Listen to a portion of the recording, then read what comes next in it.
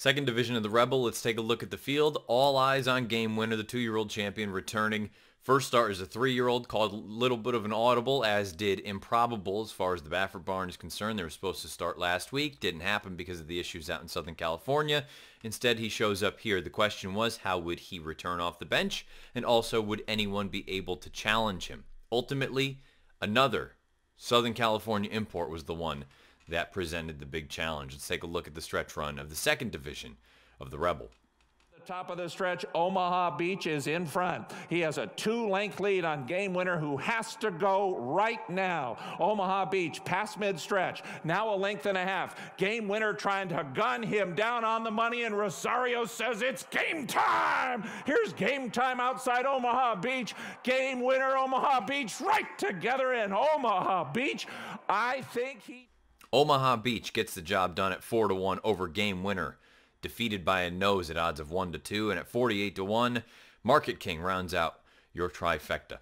Let's take a look at Omaha Beach. He's 2 of 6 lifetime, all 6 times in the money. Never been out of the money in 6 lifetime starts. Over $500,000 in career earnings. Owned by Fox Hill Farms Incorporated. Trained by Richard Mandela. Bred by Charming Syndicate in Kentucky. Ridden victory by Mike Smith. And the pedigree at the bottom of the horse card. He's by Warfront out of a Seeking the Gold mare named Charming. 96 buyers for each of the top 2 runners, Omaha Beach as well as Game Winner.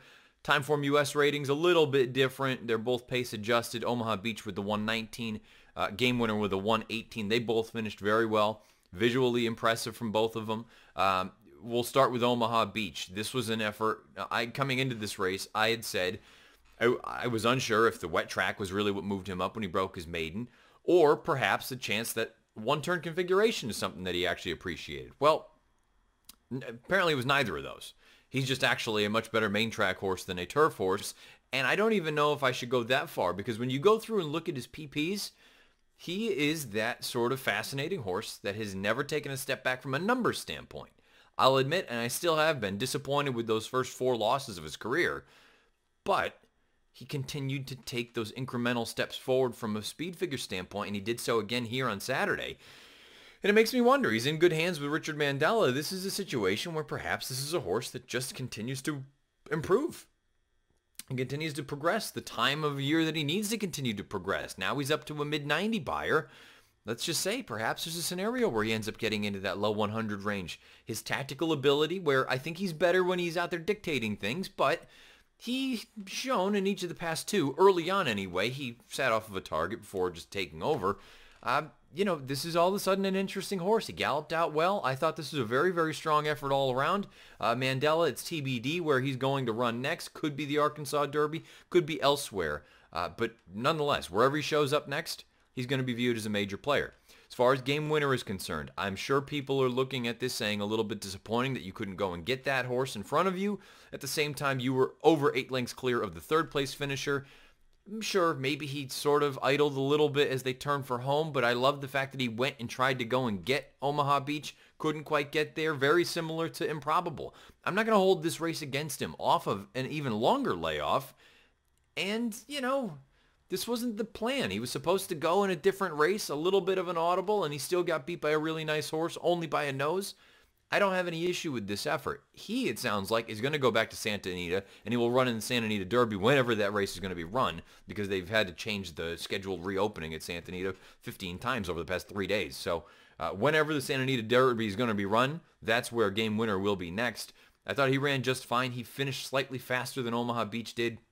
He comes home in 30.44, Omaha Beach 30.60, but if Omaha Beach is going to have the jump on a horse like Game Winner each and every time, boy, it's going to be a major tactical advantage. And we have seen recent years the running style that's most successful in the Kentucky Derby is up there either on the lead or sitting just off of it, pushing the pace, not coming from mid-pack. I'm going to be fascinated to see how things continue to progress going forward.